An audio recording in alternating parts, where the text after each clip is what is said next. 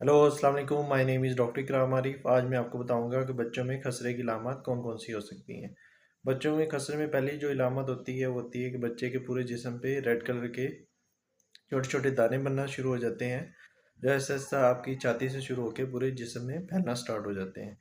दूसरे नंबर पे होता है कि बच्चे को बुखार होना शुरू हो जाता है, या आपके बच्चे के ऊपर जिस्म के ऊपर खारिश होना शुरू हो जाती है, आंखें सूजना शुरू हो जाती हैं।